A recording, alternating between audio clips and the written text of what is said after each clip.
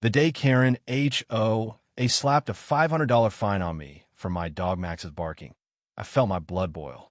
Max, a scruffy golden retriever with a heart bigger than his bark, had only yipped twice at a squirrel. Yet there she was, strutting onto my porch in her pristine Chanel heels, waving a clipboard like a scepter. "This is a civilized neighborhood," she sneered, her lips curling as if Max's existence offended her. "Control your mutt, or I'll have animal control here by sundown." As president of the neighborhood association, HOA wielded her power like a dictator, fining residents for everything from unmowed lawns to unapproved mailbox colors. Her latest crusade? Eradicating dogs from our community. I crumpled the fine notice in my fist, vowing she wouldn't win this one. HOA's reign of terror wasn't new.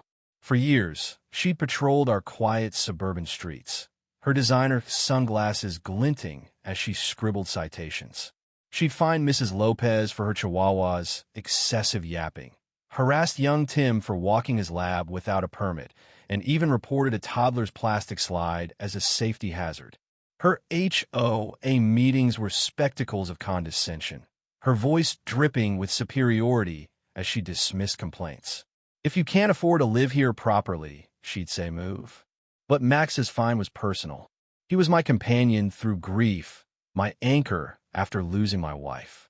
HOA's attack on him felt like a dagger to my heart. I wasn't just fighting for Max, he was fighting for every neighbor she'd bullied. The truth was, HOA's fines weren't about rules. They were about control. And I'd had enough. Digging into HOA's campaign revealed a chilling reality. She'd been lobbying the city council to ban dogs entirely, citing noise pollution and property devaluation. Her evidence? A handful of exaggerated complaints, mostly from her own pen. But then came a twist. I wasn't alone in my anger. At a secret meeting in Mrs. Lopez's garage, I met Sam, a quiet accountant who'd moved in months ago. He'd been fined for his beagle's unauthorized presence and had uncovered something explosive. HOA was embezzling HOA funds to bankroll her anti-dog crusade. Sam's spreadsheets showed thousands funneled into her personal account, disguised as community improvement expenses. "She's using our dues to bully us," he whispered, his eyes blazing. The room buzzed with outrage. Mrs. Lopez clenched her fists. Tim, barely 18, swore to fight back. We had proof, but HOA's influence ran deep. Confronting her would take more than evidence. Sight would take a plan. The showdown came at the annual HOA meeting, a packed event in the community center. HOA stood at the podium, her silk scarf fluttering as she lectured about maintaining standards.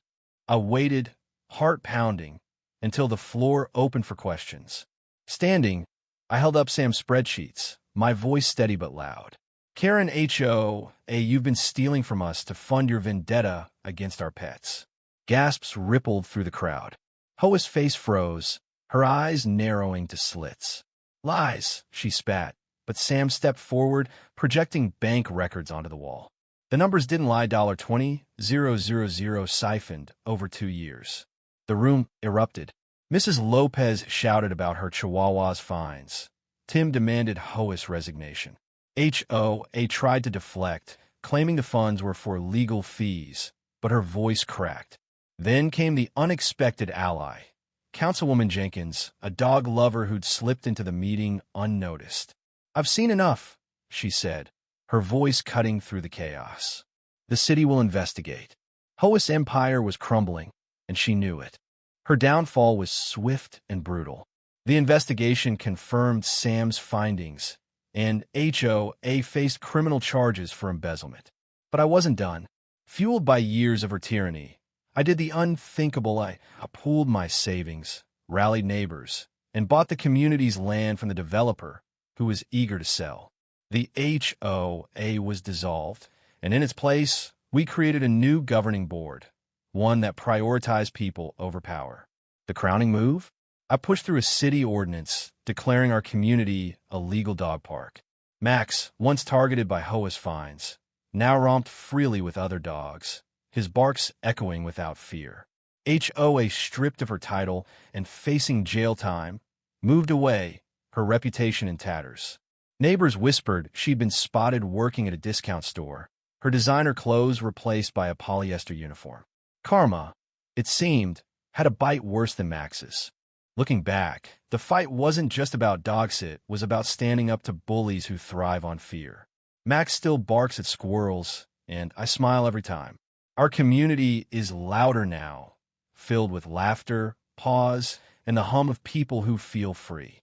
HOA's defeat taught us that power only lasts until truth catches up.